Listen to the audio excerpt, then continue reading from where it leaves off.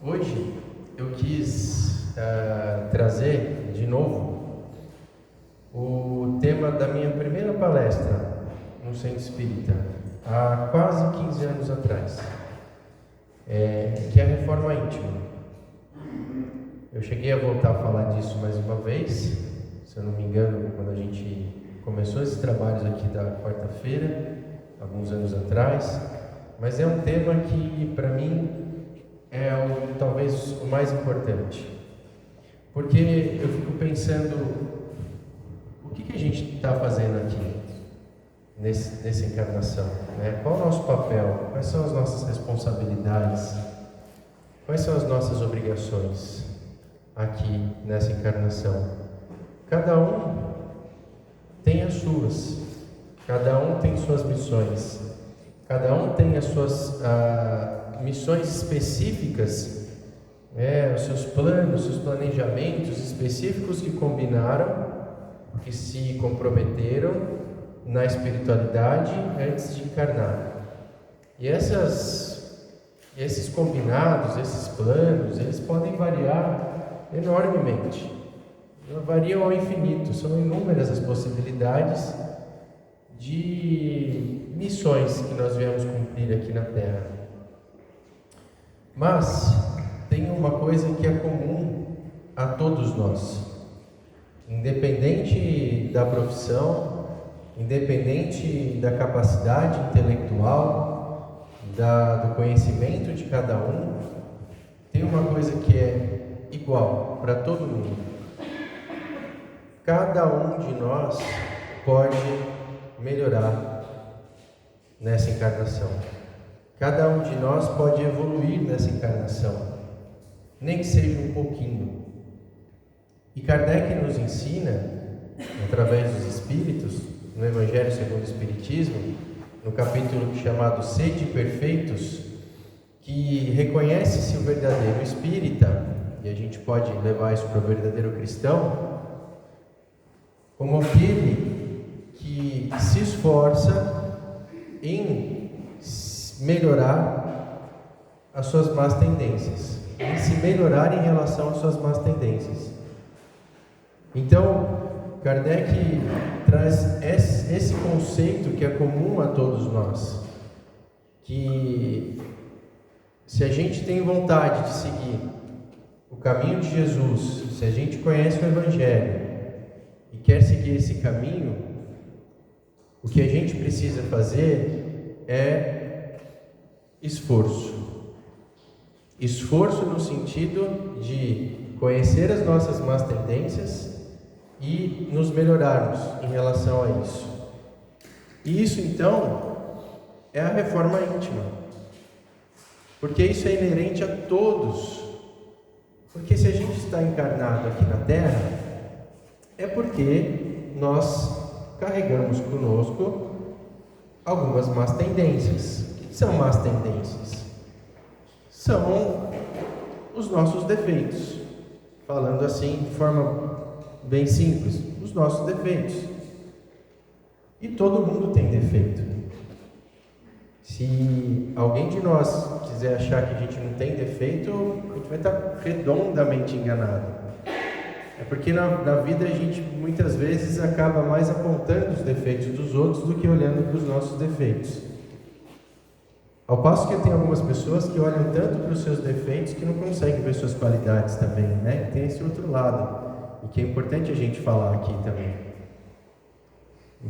Ao mesmo tempo que todo mundo tem seus defeitos, todo mundo tem suas qualidades. E eu tenho certeza que a maioria das pessoas, a grande maioria das pessoas, tem muito mais qualidades do que defeitos. Até porque a gente carrega a centelha divina dentro de nós. Nós carregamos dentro do nosso espírito, às vezes encoberto lá no fundo, a centelha divina, um pouquinho de Deus, que é a bondade, que é a pureza. E essa centelha divina está na nossa essência. Então todo mundo tem coisas boas. Às vezes elas estão encobertas, escondidas, mas é aí que vem a reforma íntima.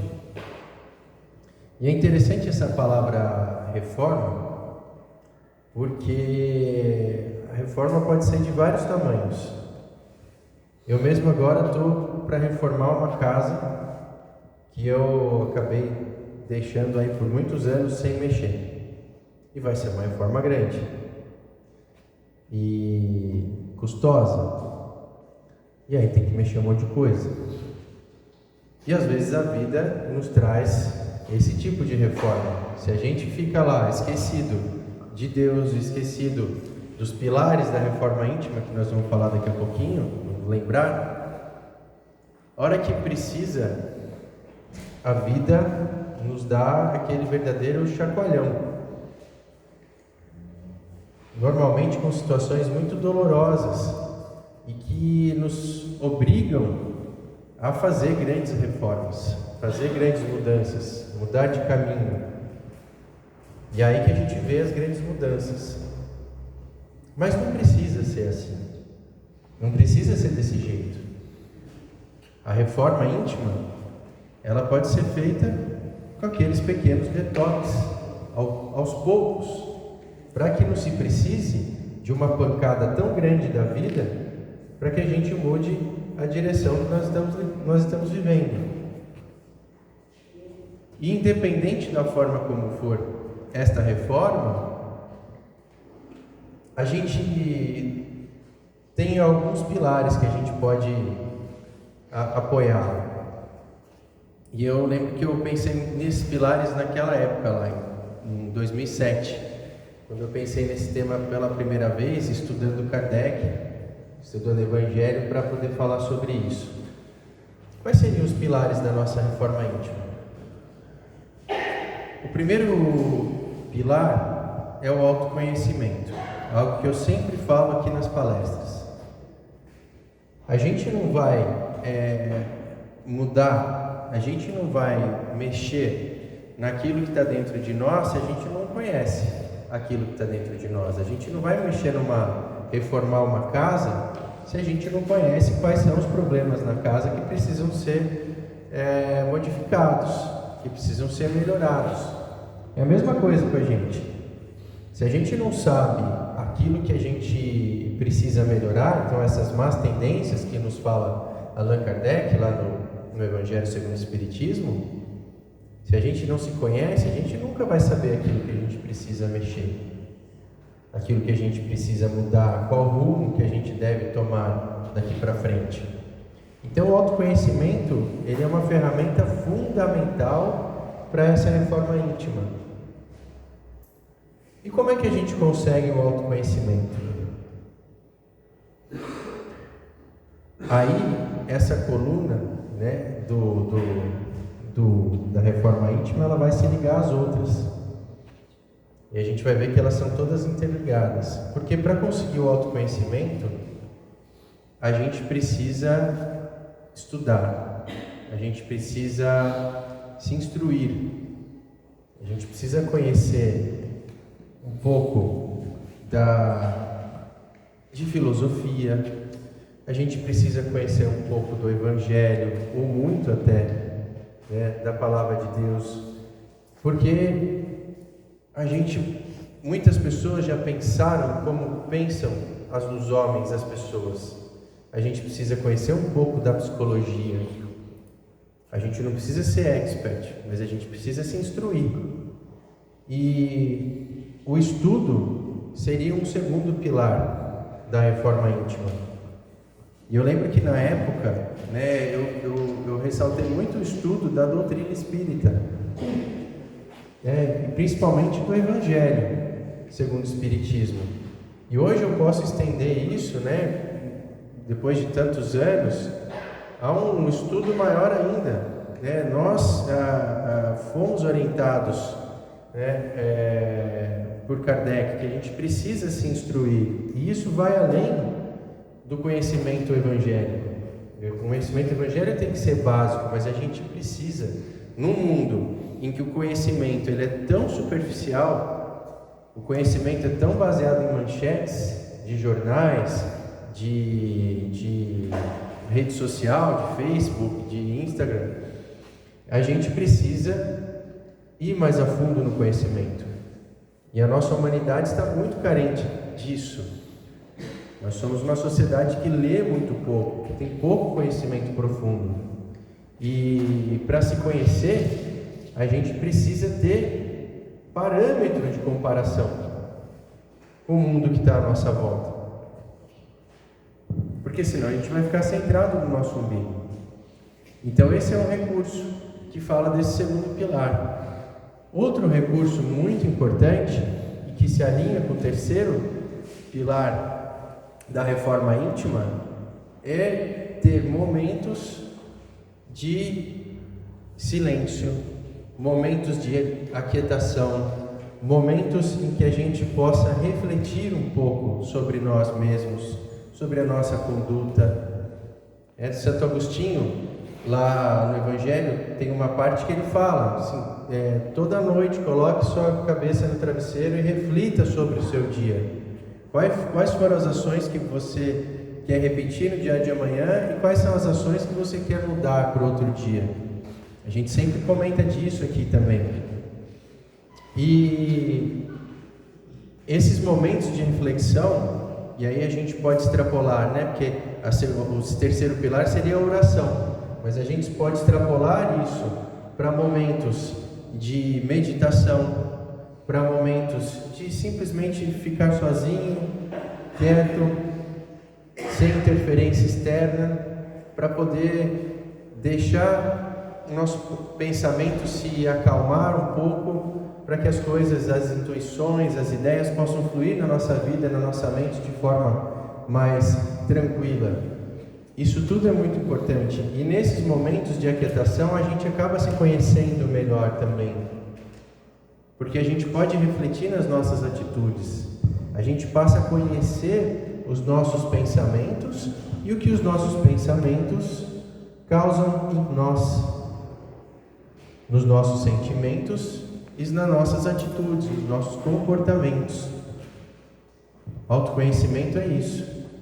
E aí tem também o recurso de profissionais que nos ajudam na psicologia, em algumas outras áreas que ajudam no autoconhecimento e que a gente pode lançar a mão, tendo recurso para isso, tendo acesso a isso, que nos ajudam demais. Às vezes é difícil a gente conseguir enxergar coisas em nós.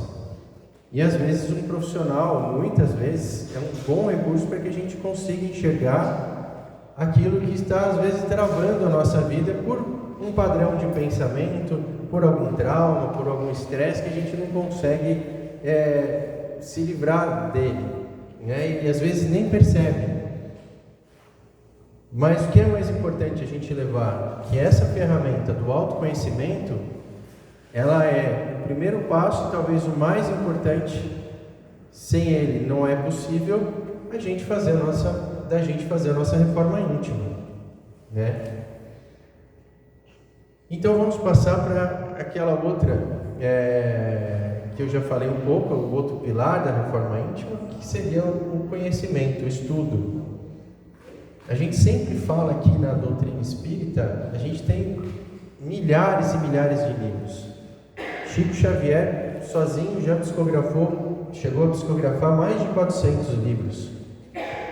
Mas nós temos 5 livros que são fundamentais e que a gente não pode deixar, que são as obras de Allan Kardec, o famoso Pentateuco de Allan Kardec, o Livro dos Espíritos, em que está em forma de perguntas e respostas toda a doutrina espírita, o Evangelho segundo o Espiritismo, em que nós temos alguns trechos do Evangelho do Novo Testamento explicados pela espiritualidade. A gente tem o Céu e o Inferno, ou a Justiça Divina segundo o Espiritismo, outro livro que nós sempre comentamos aqui, que é maravilhoso, em que Kardec coloca exemplos de situações que nos grupos mediúnicos apareceram, como é que os espíritos passaram para o plano espiritual e como é que foi essa experiência. A gente tem também a Gênese, que é outro livro que é um pouco mais denso, mais difícil, mas que contém também lições maravilhosas. Além do que é o Espiritismo, que é um livro um pouco mais rápido de ler, introdutório, que é um livro também muito interessante, porque Kardec debate com sacerdote, debate com protestantes, debate com ateu sobre o Espiritismo. Tudo isso nos traz um conhecimento e uma linha de conduta, esse conhecimento que nos ajuda demais a pensar no nosso dia a dia. Algumas palestras atrás, eu cheguei a comentar, né? Poxa vida, dá a impressão que o mundo está de ponta cabeça, que que os valores se inverteram completamente, que está tudo muito bagunçado. Mas a hora que a gente tem o conhecimento da doutrina espírita, a hora que a gente tem o conhecimento do Evangelho de Jesus, isso nos conforta demais. Isso diminui demais a nossa ansiedade quando a gente olha a situação que está o mundo de hoje. E o conhecimento ele é fundamental para isso, porque quanto mais a gente conhece, quanto mais a gente se instrui, quanto mais a gente conhece o caminhar da humanidade até aqui, a gente fica mais tranquilo e sabendo sempre, né, que isso é muito importante. Qual a premissa muito importante? Que a vida continua, que a vida não é só aqui, que ela vai além. Pode acontecer o que for aqui na Terra, a vida vai continuar, nós vamos continuar vivos. E o que vai valer é essa reforma íntima. Quando a gente passar lá para o outro lado, vai valer o esforço que a gente fez para fazer essa reforma. Enquanto a gente investiu nela, enquanto a gente o tempo gasto e o esforço gasto para fazer essa reforma. E por fim, o último pilar, que é o da oração, que também é fundamental. Na oração é o momento que a gente se conecta com a espiritualidade, que a gente conversa com Deus. Eu brinco, né? Eu tenho uma varanda no meu quarto ali e eu já aviso o pessoal em casa: pessoal, vou conversar com o pai um pouquinho. Eu vou lá para a varanda, fecho a porta e é uma conversa. É uma conversa, a gente precisa falar com a espiritualidade, a gente precisa falar com Deus. Não é só ficar fazendo uma oração decorada, é conversar, é bater um papo, é falar: olha, tá difícil, estou sofrendo, está doendo. Ou então: nossa, que dia foi maravilhoso hoje, que dia lindo, obrigado, está demais, essa vida está muito boa. Ou então falar: olha, sozinho está duro, me ajuda. Desse jeito, como se estivesse falando com o seu melhor amigo, e ele é o nosso melhor amigo mesmo, né? É o nosso pai, só quer nosso bem. E a gente precisa conversar com Deus. Porque para a nossa reforma íntima, é a força que a gente vai precisar ter, é a força que a gente vai arrebanhar para conseguir vencer, para conseguir fazer essa reforma, que não é fácil. Não é fácil, não. Não dá para dizer que é fácil, mas a gente precisa se empenhar. E aí é todo dia um pouquinho, a constância, para não ter que chegar a fazer uma reforma enorme, tomando uma pancada da vida num momento qualquer. A gente precisa lembrar disso todo santo dia, até por isso trouxe o tema de volta hoje, porque é algo que a gente precisa lembrar. A gente precisa estar com esses 3 pilares na nossa cabeça, lembrando sempre, nem que seja de pouquinho, mas sempre crescendo, para não ter que dar saltos, e os saltos às vezes são doloridos, machucam, né? Então é isso que eu gostaria de trazer e lembrar hoje, sempre é um tema gostoso de falar, e espero que todos possam refletir sobre esse assunto e fazer cada um de nós a sua reforma íntima, porque com certeza, de um ponto de vista comum a todos nós, essa é a contribuição maior que a gente tem para dar no nosso mundo, melhorando a nós mesmos. Boa noite.